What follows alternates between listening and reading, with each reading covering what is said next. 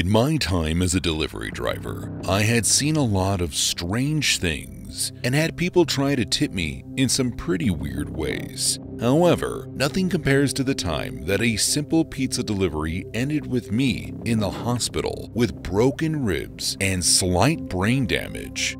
It was summer vacation, and I had just graduated from high school. I was working as a pizza delivery driver to make some extra money to take to college with me the next year, and all in all, it was a really easy job. One night, we got an order that came in, and it was pretty standard, just 2 pies and a soda to be delivered. Once the food was cooked, I packed it into my car and made my way through my delivery route. When I got to the house, I could see 2 vehicles in the driveway and thought I could hear people talking. I turned my car off and hopped out with the pizzas and began looking around for the people that I was now certain I was hearing, but I couldn't see anyone. I began to make my way down the driveway toward the house, and sure enough, the voices had gotten louder. I realized that what I was hearing was yelling coming from inside the house while I was delivering the pizzas. I sighed and immediately became uncomfortable. It sounded like people were arguing inside, and I really didn't want to deal with any of that.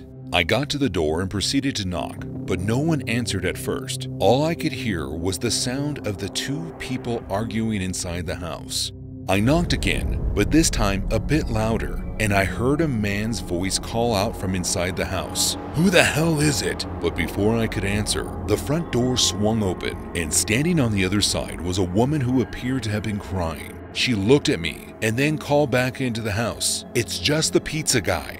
So I went with my usual routine when it came to deliveries, which were for me to ask how their evening was going, and then proceed to confirm the order and tell them the price. In this instance, though, I never got past the "How are you?"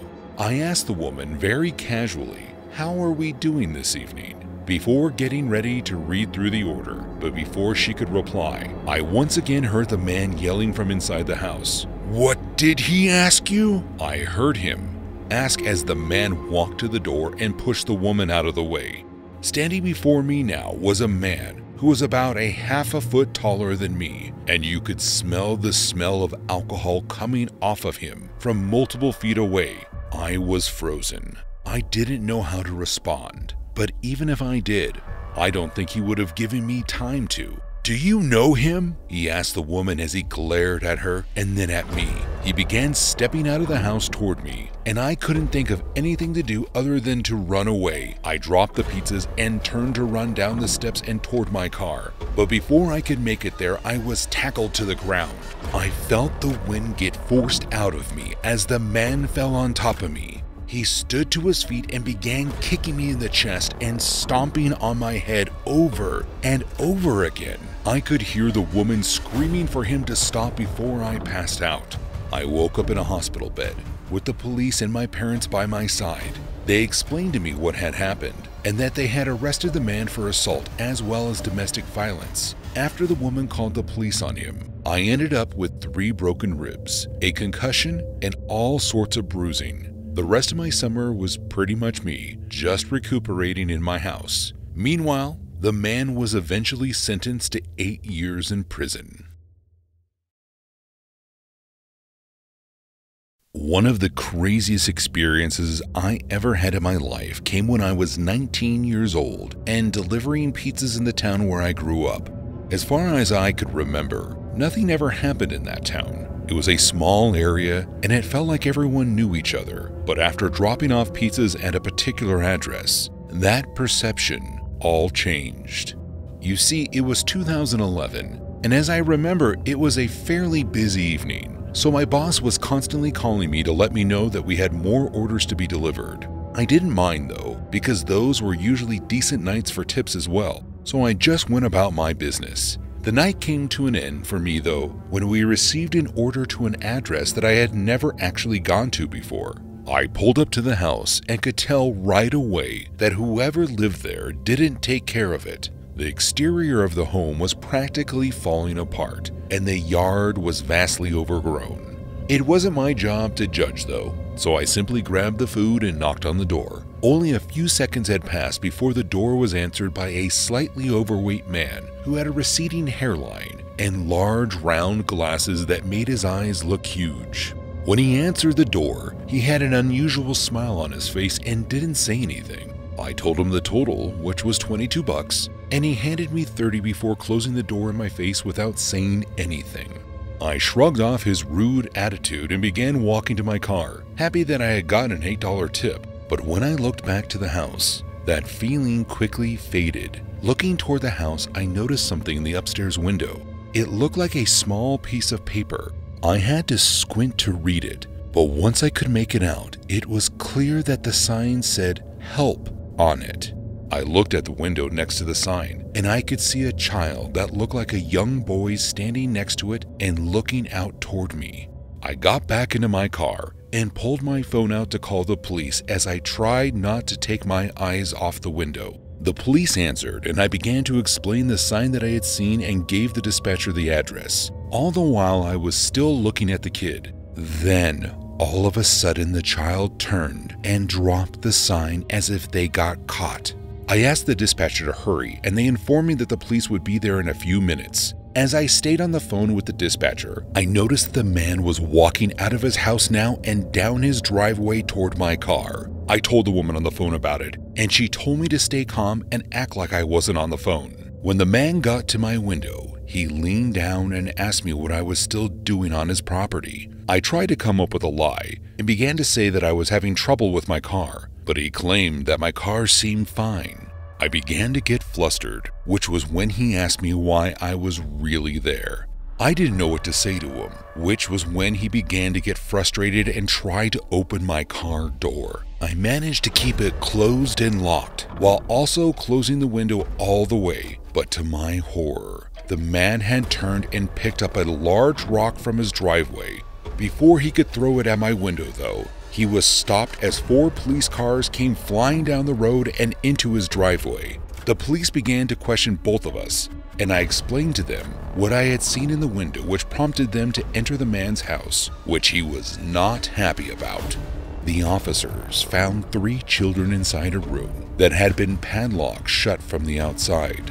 All 3 children were linked to missing person cases from the tri-state area. And according to the officers, the room that they were kept in looked as if they were trapped in there 24/7 for months at the very least. The man was living in our town without any of us knowing about it or being the wiser. Therefore, I will never look at my small town as safe again.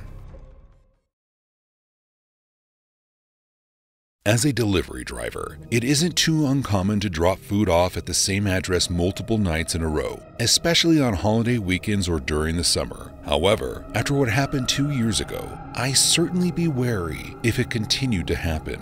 You see, I had been working as a delivery driver for one of the 3 pizza places in my town, and for a short period of time, while my car was in the shop, I had to borrow my mother's car, which happened to be a Tesla Model S from 2018. And within that week of me driving her car, you wouldn't believe how many people asked me why I would be delivering pizzas if I could afford a car like that. I typically just laughed the comment off and told them to have a good night.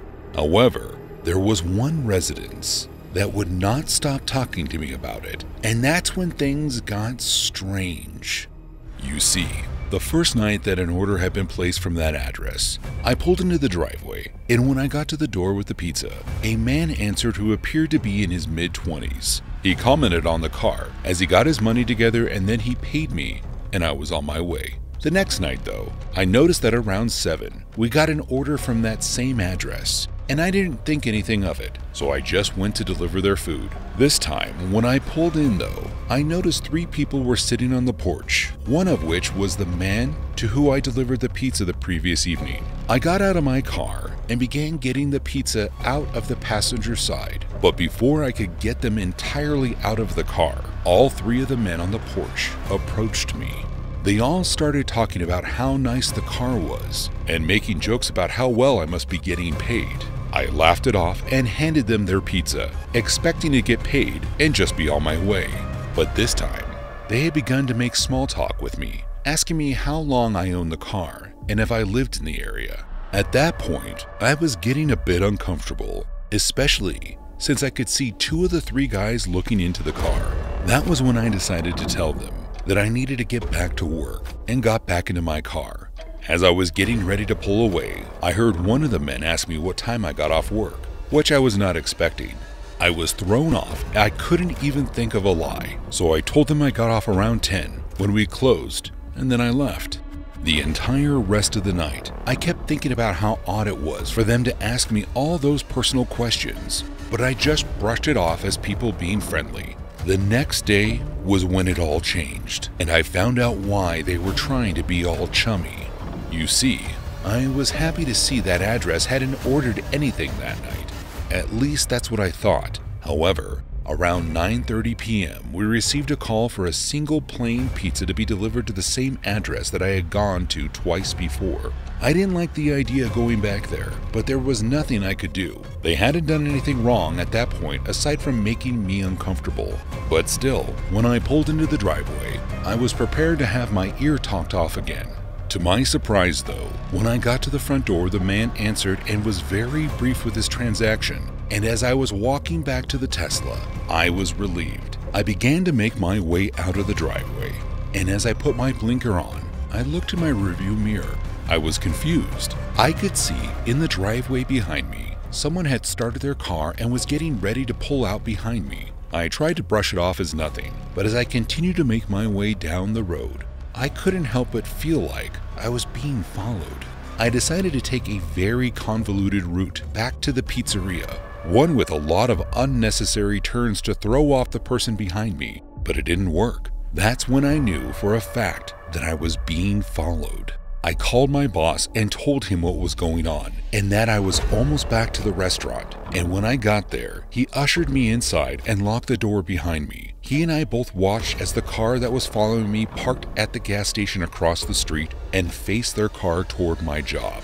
My boss decided that he didn't like what was going on, so he called the police and we both waited for them to arrive. One car pulled into the pizzeria and another into the gas station and promptly began talking to the people in the car that was following me. When all was said and done, the police found 2 handguns in their car, along with bandanas that they believed were going to be used to mask their appearance. The police couldn't do anything about the situation specifically, but the 2 men were arrested for their firearms as well as having outstanding warrants in relation to an armed robbery that occurred the year prior.